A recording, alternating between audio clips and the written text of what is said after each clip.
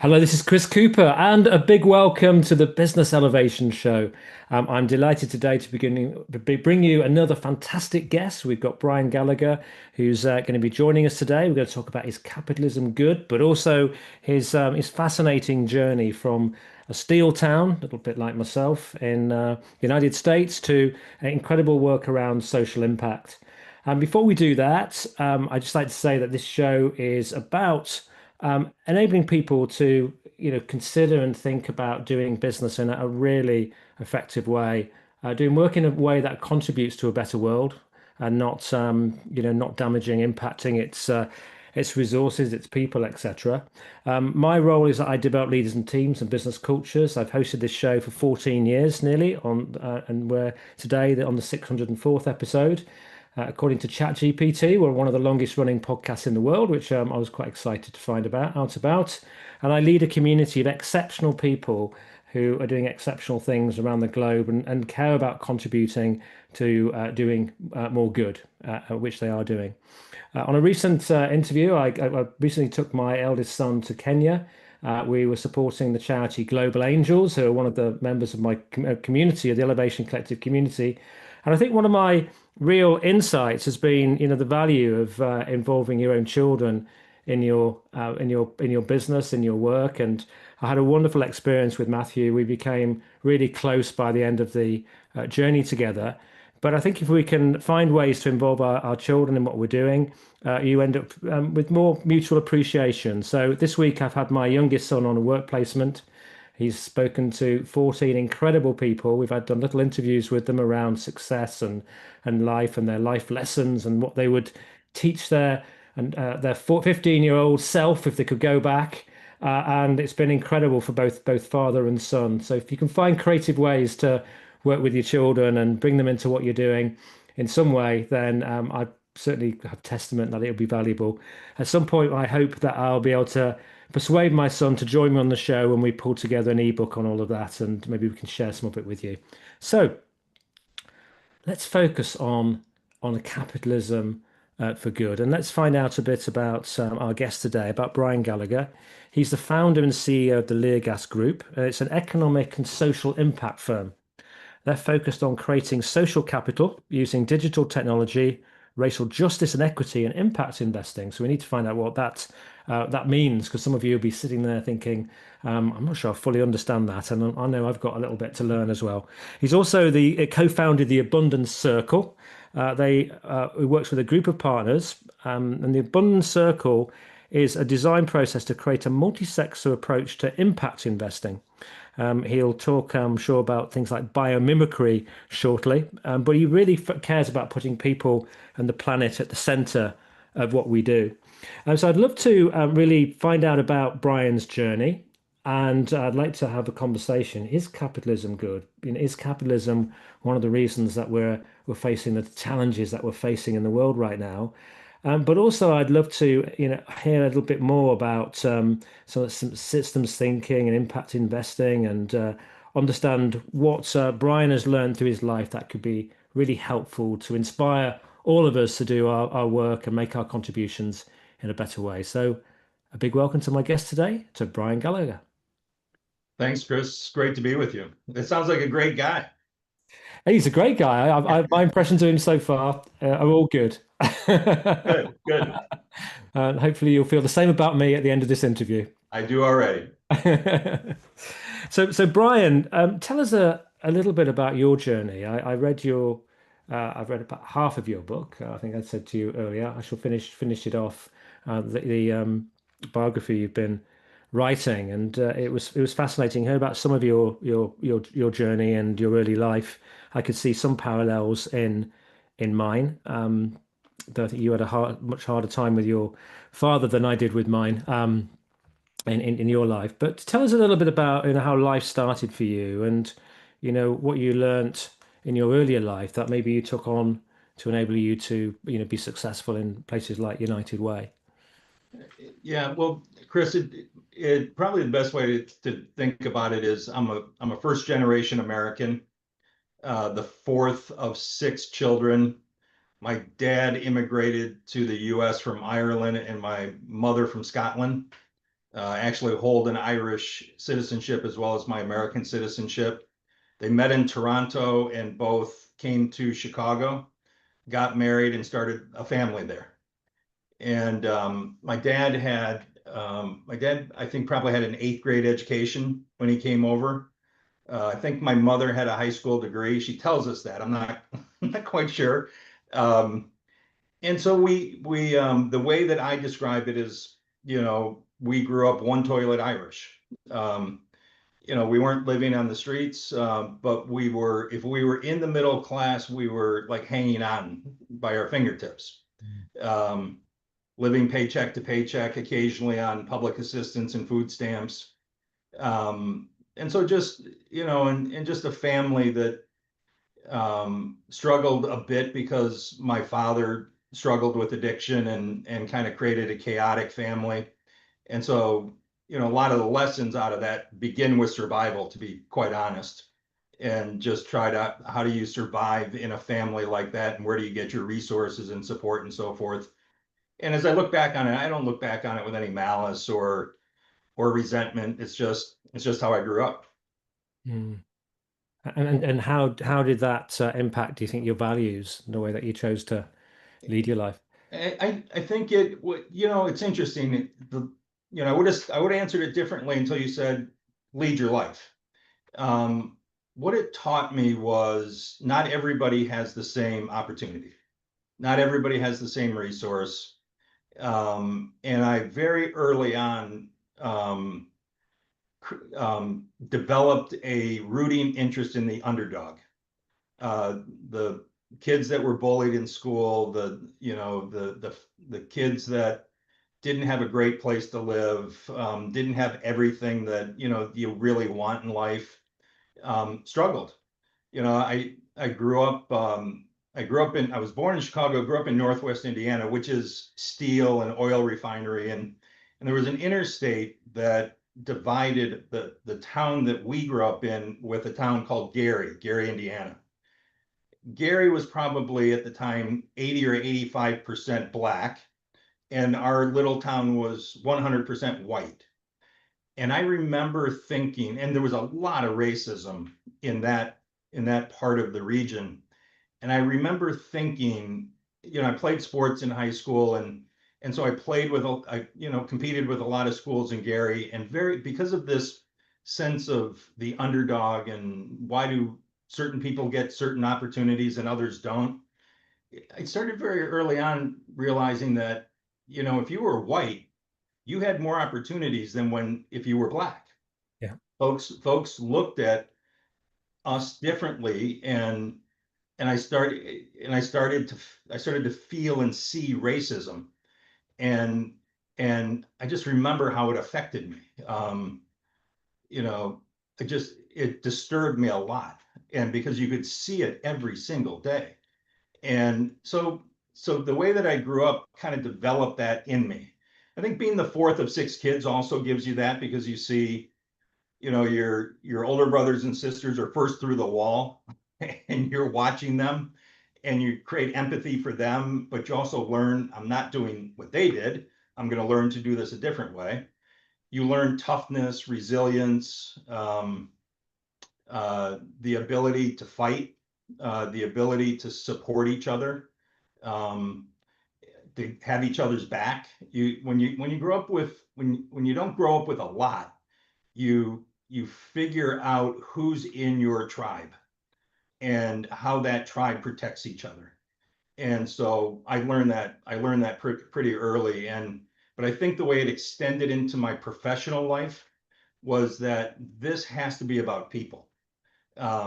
This has to be about how human beings are successful, and not how systems are. Even though when I was growing up, I wouldn't have said systems or systems change and so forth, but not school systems succeed or welfare systems succeed or healthcare systems succeed, but how do people succeed?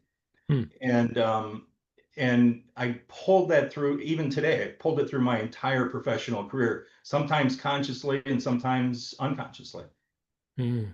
One thing I also took from reading your the manuscript that you sent me was that you had a close relationship with your Yeah, mother, and I also you note in there that you saw men with more opportunity than women, so you became an advocate for women too. I I did. I did. It was, admire.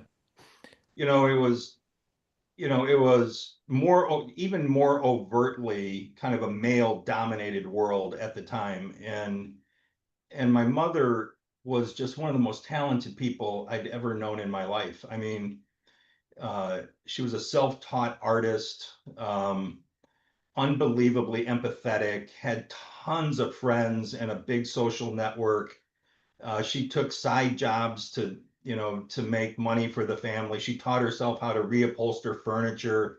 She figured out how to build pieces of furniture, and just the most amazing woman. And honestly, a person who, um, you know, who for had a lot of reasons to be negative in life, and she was always optimistic.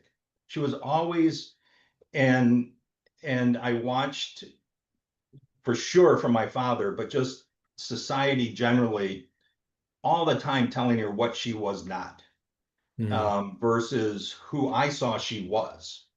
And I could see how that affected her. And and I didn't like it. And and it's interesting that, so God granted my wife and I two girls. So it was, I had two sisters and three brothers, and nobody really got treated by my father well in this family, but my sisters especially took the brunt of his his anger. And I think it was God's way of saying, all right, you've got girls now. So yeah, it's let's here's your opportunity. yeah, good, yeah. And a big have they gone on to doing good things? They're doing great things. One of the things that, if you tie together what I've said generally, and then you tie it to the opportunity that everybody needs, but especially if the world is telling you you're not as good as, my mantra with our girls was, you can do anything. In fact, you're better than boys. You can do anything. And the second one was unconditional love and support. Um, and so they both went on to university. They both have their master's degree. One is a strategy consultant, and the other is a data intelligence analyst. And they're both brilliant. And now my mentors, Mm. because it's good for me to see the world through their eyes, both in terms of gender and age. But I guess the journey from growing up to where I went professionally and consciously was, I describe to people all the time, I'm a social worker with an MBA. Um, got my degree in social work, and then I went on and got my MBA. And I just social work is what called to me first. And it was, again, it begins with human empathy and looking at it through a human being's eyes in terms of how you do your work. And then as I started realizing kind of the resistance that a lot of people face, if you're a minority, a woman, a new immigrant, they face systems challenges that the majority don't face, Mm. and are not at the same level of intensity. And so you have to deal with the systems. And that's when I started thinking about the MBA and started working on the MBA. Yeah. And you spent a lot of years working for United Way. I Um, did. tell us a little bit about United Way, because if people are living, I know United Way are in many countries. I think you said 40 in the book that I read Yeah. around the world. I'd being in the United Kingdom, I'd kind of heard the name, but I was surprised when I saw the scale of it when I started to do a little bit of research. Yeah.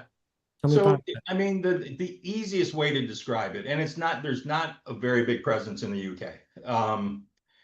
There's a significant presence in East Asia and in Latin America. Europe is a bit, has a lot of holes in it and so forth. But the easiest way to describe it in its traditional model was it's a community chest. It's an opportunity for individuals and companies to put their money in a pool, to make a contribution to a pool, and then a group of volunteers working with some professional staff make decisions community by community how to best spend that money. Mm. Which nonprofits, which NGOs should we invest in? What issues are most important? And to do that together. So bringing government and business and nonprofits together to develop strategies around housing or education or whatever the issue is, take the money that was contributed to the pool and spend it. Um, the over time, as I went through my career, not just me, but a lot of my colleagues realized that pooling money and spending it wasn't enough. That you could fund some great NGOs and some great projects, but they then faced systemic challenges. You had to go upstream and start working on what are the big government policies? Where's the big capital flowing? What are social norms of the day in order to make sure that the programs that you funded in nonprofits were actually part of something bigger. So the best way to describe, and it's 1,800 local independent nonprofit organizations in 40 countries, and collectively they're part of a network. Right. And I worked for 5 local United Ways in the US, became the US president and then the worldwide president. And the worldwide president's and the worldwide organization's job is to license and support these United Ways around the world. And when I was there, we'd gotten to, I guess, just under $5 billion a year raised. And the way that we got there, and I think it's a huge lesson, is and I think United Way generally got big because we acted small. Mm. We were very local, still are very local. The United Way in Bogota is different than the United Way in Mumbai, is different than the United Way in Chicago, but share a brand and an ethos and an approach, but they do it in what's important in their community, their history, their economics, their culture. And by doing that and raising the money locally and spending it locally, when you add it all up, it turns out to be a big number. Yeah. The last thing I would say about that, Chris, is, I'll say a bit about how I got into United Way as well, because I think that's important in terms of one of the lessons I learned. But the most valuable use of United Way forever in the United States and in Korea and in Japan and in other places, it's been known as a fundraising organization. And I was a social worker when I came in, Mm. and I loved community organizing, and I loved the idea of collective response to big challenges and so forth. But I developed an aptitude for raising money. And I didn't realize United Way was a fundraising organization when I was a social worker, and so you had to raise money. And one of the things I learned is that the fundraising campaigns that United Way run, you can look at them as fundraising. I instead looked at them as a powerful community organizing effort. That these were thousands of people pooling their money to support people that they probably will never Mm. meet. And that's a collective norm that is super powerful. Mm. And I was a social work major. I was in my last year of university. Um, I had to decide where I wanted, like your younger son, where am I going to go do my work experience my last senior year? And I didn't know what I wanted to do. I knew I wanted to do systems change and community organizing. And I went down through the list of my opportunities, and I'd never heard of United Way. And I came across United Way in the description, and I said, okay, I'll do that. And so I worked for 9 weeks at this local United Way where I was going to school. And I graduated from college, and I had applied for 3 jobs. One was a management training program at United Way of America, so a national training program where 10 students from graduating from college would get an internship, a paid internship. and then a management trainee at J.C. Penney and Sears, two retailers that are struggled and out of business in one case, I think. And I said I would take any of those jobs that was offered. I got no offer when I graduated. I literally moved home. I had no job. Um, and I was going to move downstate, maybe get my graduate degree and so forth. And then United Way of America called me and said, there's a young man in Detroit who doesn't want the internship because he doesn't want to move to Winston-Salem, North Carolina. Do you want to move to Winston-Salem, North Carolina for this job? And I said, yes. And so I was the first alternate of that group. And I packed up my 1973 Chevrolet Nova and drove to a place I'd never been before and started my United Way career. And it lasted 39 years. Mm. And so the lesson was this for me. And I've said it to so many people over the years: be prepared to say yes. Yeah. People are always prepared to say no. Be prepared to say yes. And I moved around the United Way system and network because I said yes. Do you want to try this? I said yes, I'll do it. And do you want to try to shift to an impact model instead of a fundraising model? Yes, let's try that. Be prepared to say yes. Mm. And you became, over those 39 years, you became CEO of worldwide. So a big responsibility. I imagine probably involved a lot of travel, but around the globe, I would imagine. Uh, Yeah, yeah. what were your, what were your responsibilities, and what are your kind of key lessons about things like change? Well, I was traveling um, when we merged the US organization, the international organization together in 2009. And so we became truly a global organization in 2009. And I was traveling, I was in a hotel room 165 nights a year, Oh, um, because there is no line authority. There is no the people at the United Way in Mumbai or Chicago or Miami didn't work for me and doesn't work for the CEO today. So your job is really to try to create a vision for the network, and that means being face to face and being able to connect with your colleagues around the world and your donors and your impact partners. And so one of the things that I learned in managing change in a very decentralized organization, and I think the lessons are now more akin to most organizations, because the idea of a centralized autocratic organization, I think, are not gone, but diminished dramatically from 30 years ago, is vision matters a lot. Um, you know, Being able to create a vision of the future that is compelling enough for people to say, yeah, I'm willing to give up what I have right now to try to get that, is, I think, the CEO's job of any organization.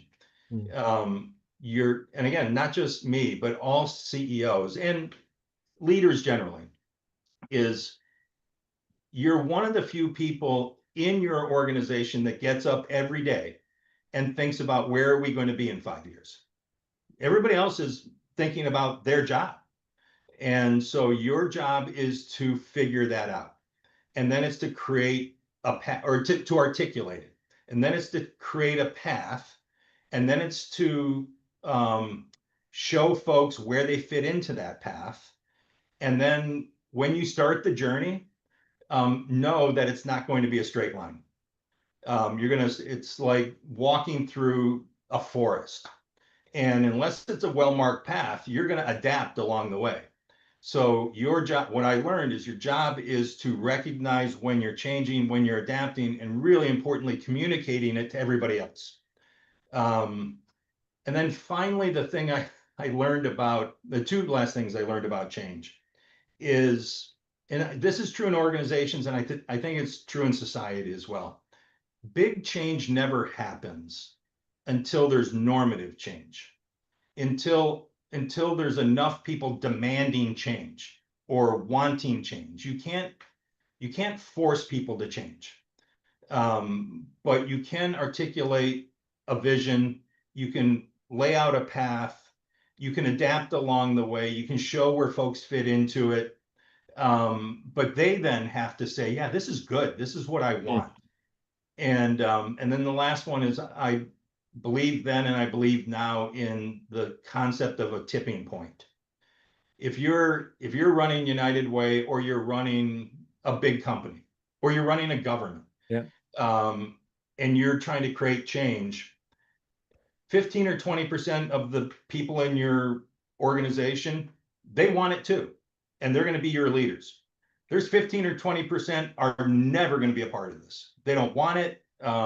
They think it's dumb. We already tried this. And you probably shouldn't spend a lot of time on that. But it's the folks, the 60% in the middle that's where change happens or doesn't happen. Can you get folks who are open to it, but don't necessarily see their future or see themselves in it? Can you get them to come along? Because if you can, you get to that tipping point and now you speed. Now your change starts to accelerate. That's what I learned going through the United Way transformations we went through. And I think the same thing is true in terms of social impact and social change. Yeah, excellent. Well, we're going to get a commercial break now, and after the break, we'll talk about things like Brian in our conversations. He said two sees two key global threats: inequality and planetary degradation. And it'd be interesting to see your views on how capitalism has contributed to that, and within this capitalism system that we operate in the Western world, how do we evolve philanthropy, and how do we contribute and make impact and social change using the sort of technology that we have, like the digital world, for example, to be able to make a difference moving forward and do things in a way that actually contributes to improving the world situation, not adding more fuel to the fire. So we're back again in just a couple of minutes. Do join us after the break.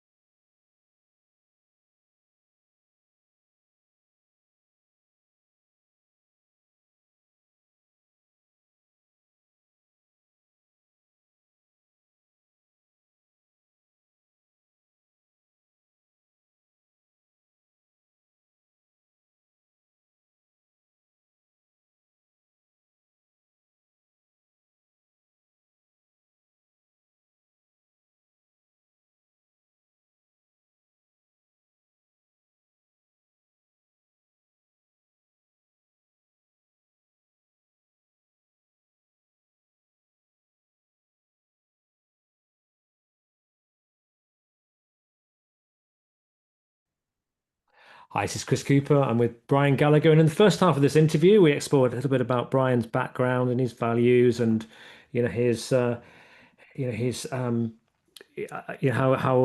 appalling he found injustice in his life, and how he's become really someone who cares about social impact with an MBA. And he became the CEO of this very large organization. Its tentacles and its reach was very large, with 1,800 organizations around the globe in 40 countries. And we learned some of the lessons around change. But Brian, I'd just like to just change the focus slightly. I know you wanted to talk about when we talk about capitalism, and I wonder with the world, with its threats at the moment, and there's inequality, which we've talked about. The planet's in a state. We also have sort of political turmoil across the globe right now, and and a lot of frustration. What do you think about capitalism? Is it a force for good, or is it a driver? You have a president who wants to do deals all over the world at the moment. What are your thoughts? You know, it's so funny when we first started talking about this, Chris, and then even when I went back and looked at the name of the this episode as we had agreed, is capitalism good? I thought that's a big question. Um, and you know what I wrote the other day as I was looking at it was yes, but Yeah, dot dot dot. Um, as I said, I'm a social worker with an MBA. I grew up needing social services. My family needed social services. But it's way better to go to a job than it is to see a social worker. Um, so capitalism is good in that it creates economic vitality. When it's shared, it creates individual opportunity. yeah, And it's obviously global. The global economy has lifted hundreds of millions of people out of abject poverty. So absent another system, yes, I think generally capitalism is good. Capitalism is also by definition unequal, and it creates inequality by definition. Um, it tries to be efficient by definition, and if you compare, and when the economy is in dramatic transformation, industrialization 150 or more years ago, it creates humongous inequality. And this fourth industrial revolution, this digital revolution, is creating massive inequality, historic inequality. Um, so I say all the time, I don't blame anybody for that. It is what capitalism does. The question is, how do you mitigate it? How do you get to a point where, because capitalism is bad, bad's not a great word. Capitalism is, honestly, can be dangerous when it becomes more about accumulation of wealth versus collective success, more about consumerism than it does about shared resources. yeah, And the extreme, when it goes to the extreme, industrialization was fundamentally mitigated, I think, by government. So governments, child labor laws and antitrust laws and education in the US, the GI education bill, we're going to educate people, we're going to put them in those steel towns that I grew up in. uh, Folks would graduate from high school and go right into the steel mills and make a great wage with great benefits and live a really comfortable life. When those jobs go away and you're in the fourth industrial revolution, 20 or 25 years later, you're making the same amount of money or less than you were in the steel mill, because those mill jobs are gone. And is government going to mitigate it this time? Is government going to, either through taxation or job training or other policies and incentives, create a more shared opportunity and shared wealth? I don't think so. I personally don't think so. I think governments right now, in most cases, not all cases, but in most cases, are showing they're not going to do that. mm, And so the question for me, and philanthropy can't do it, it's not big enough. Um, and so I think the only other force big enough is capital, is private capital. And it's the marketplace. And can you get private capital working in a way that is actually about long-term and shared success? So the short answer is yes, it's good, but it is unequal. And if it gets too focused on consumerism and the hoarding of wealth at the expense of opportunity for the masses, um, you're not going to sustain your economic success. And if human beings aren't successful in the economics of the country, the community, or the globe, sooner or later, they're going to come back for what they want. And that's not good either. no. So I read in your manuscript that you you had a bit of a dream to become the president of the United States.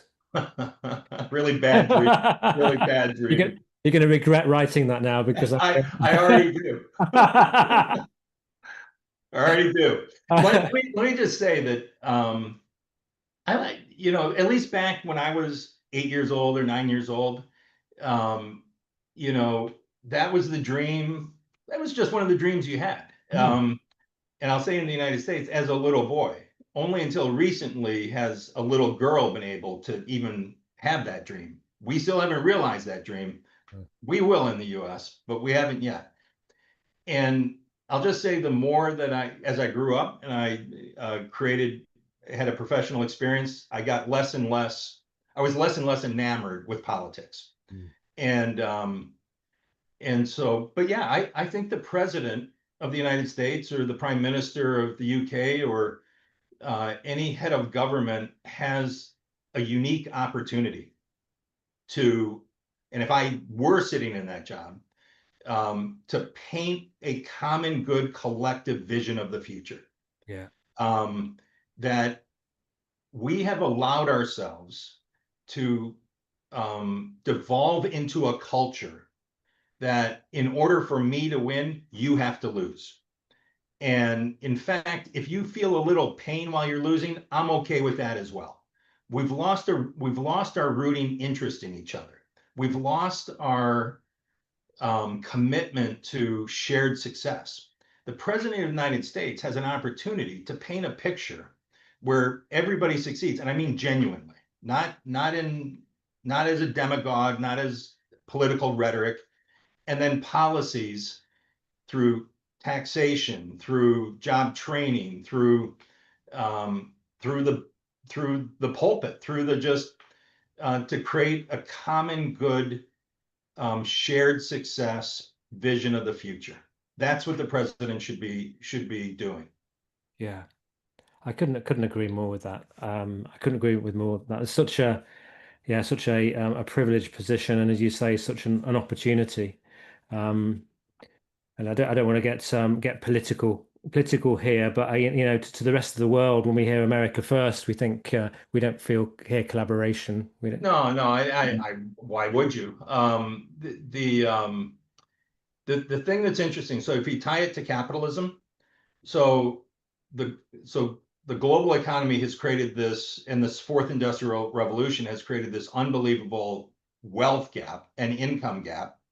And as you have political leaders, not just in the US, but in a number of countries around the world, they exploit it. And they exploit it by saying, let me tell you who you should blame for why you're not getting ahead anymore. Yep. Yep. Versus saying, look, here's where we're going to go together. Because it's easier, it's more expeditious politically to blame somebody. And so we're in this cycle and I'm going to go back to normative change. I've used this example many times. I was in a taxi in New York City when smoking in public places was banned in New York City. And Michael Bloomberg was the mayor of New York at the time. And this cab driver was not happy about it. He was complaining about the mayor and if I wanted to smoke here, and I'm sitting there thinking, I can't remember what I said, but I was sitting there thinking there's no way that Bloomberg pushes for that change unless he knows that the majority of New Yorkers want it. We need normative change first. I don't want to sit in a restaurant and breathe somebody else's smoke. And when you get enough people feeling that and wanting that change, then it happens. Mm. So politicians aren't going to change until we demand a change. Yeah. One of the things I know we've discussed is how malice and meanness seem to have been normalized. Now, interestingly, when I travel and if I go to different places in the world and I speak to I don't see that. And I was actually last week my wife and I were watching an Irish band called The Cause. We went to see them live, and the lead singer said, there's so much um, challenge and negativity in the world, but wherever we go, we only ever see love. Um, so I don't, but there is this tendency on social media, there is this rhetoric from politicians What's the cultural? I thought a few years ago I thought we were moving to a kinder place. I thought we were as Oh. well. I thought we were as well. But I would say that you know, let me say this, that institutions, employers, religious organizations, nonprofit organizations, the work that you're doing and others are doing, United Way, would bring together people who saw the world differently, who had different experiences. And those institutions were the places where we created social capital. Mm. This idea, this cohesion among each other, that even though we don't agree on things, on everything, we agree on this. We're going to agree on these big ideas, and we're going to do it positively. Um, as we've moved further into the fourth industrial revolution and digital, and what I consume is digital, how I buy things, how I get my information, we're not together as much anymore. And we've created these, I don't like the term echo chamber, but we've created silos. We know who our tribes are and we stay with our tribes and we do it virtually. And I think I see it every day in the news media here.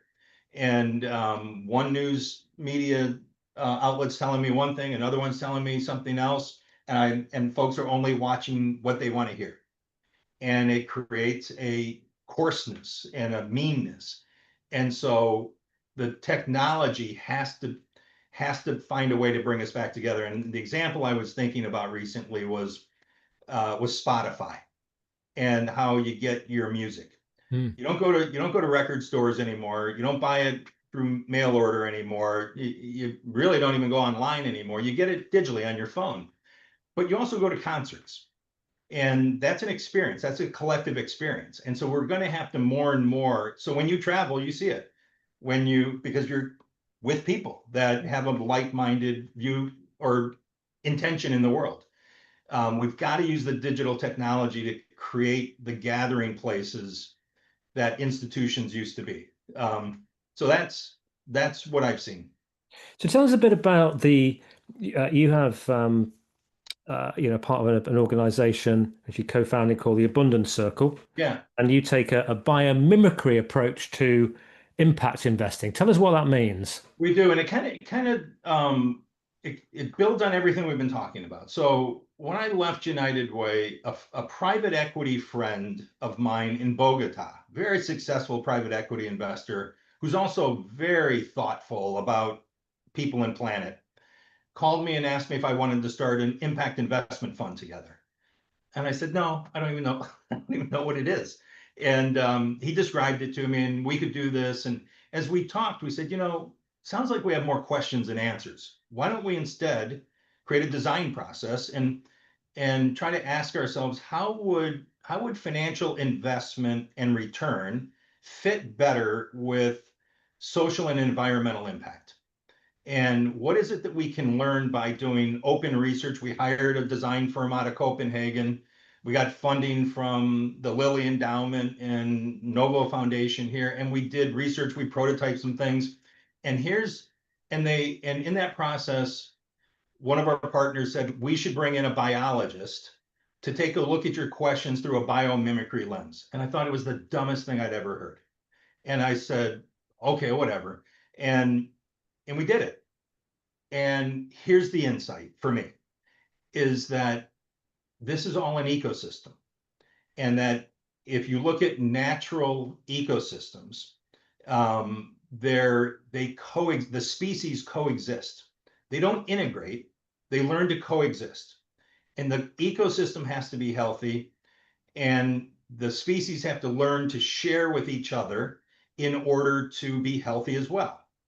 And impact investing, as I had understood it beforehand and even today, most often tries to integrate those two things, the social impact objective and the financial return objective. Let's integrate these things. We'll call it an impact fund. And the idea that conscious capitalism will do good work and so forth. What really happens too often, I think, is the social impact or environmental impact work gets subordinated to the financial investment return. Mm. And what biomimicry, what natural ecosystems taught us was mutualism.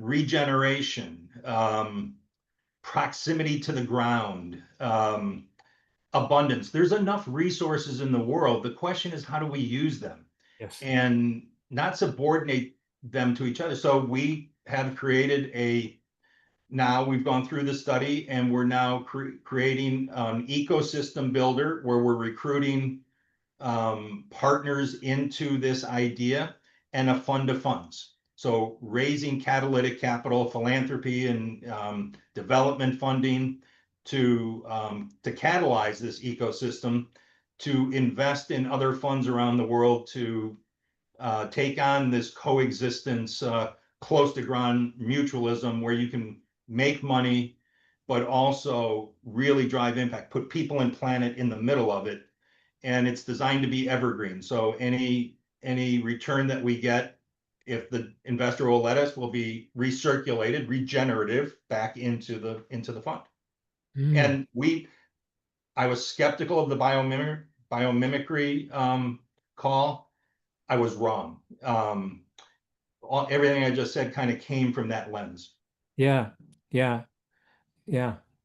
So it's just really, we're just starting to, appreciate much more how we've neglected the ecosystem that we're part of, haven't we? And how it's so interrelated. You know what, Chris? I thought about this when we were chatting before. The the planet is a lake and humans are fish. And if we kill the lake, Uh, we are going to die at some point. yeah. People are dying today, but they're dying today if you're poor. If you don't have access to safe water, if your air is not clean, you're dying early. If the land is toxic, you're dying early. Um, you can't kill the lake and expect to thrive as a fish. And and I think we've got to get this messaging more effective so people can consume it. The other thing that what I found after United Way is I've kind of taken on this entrepreneurial bent now, and I said yes to something that I originally said no to, and and I said yes to another outreach from another private equity friend who wanted to start a philanthropy services business because there's this accumulation of wealth in the United States and beyond. And a lot of it gets stuck because the money's getting passed from one generation to another, or there's too many choices and I don't know where to send it. And so even though we didn't say we were using the biomimicry approach, we created a company called Donorful, negotiating right now with a couple of financial services companies to help their clients who have an interest in an issue and a geography to connect with that geography. Right. You know, if you care about children or education or housing or whatever it is, if you ask about one city, how you do that most effectively is different than if you ask about another city.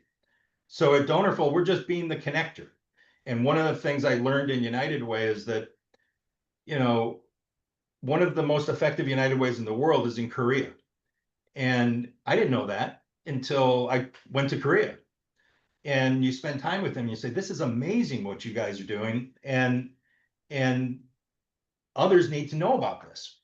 And so all we're doing is saying we know that. So we've recruited local United Ways and local community foundations, people on the ground in these communities who know their communities, and connecting philanthropists that have an interest in that community. Instead of us saying, well, you should do this, this, or this, we say people on the ground know, and we'll connect you to people on the ground. So again, it's the proximity and it's regenerative in that there are people, there are resources. The resources are abundant. Let's just connect the people.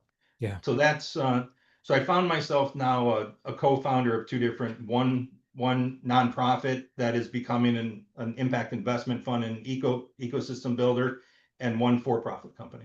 Wow.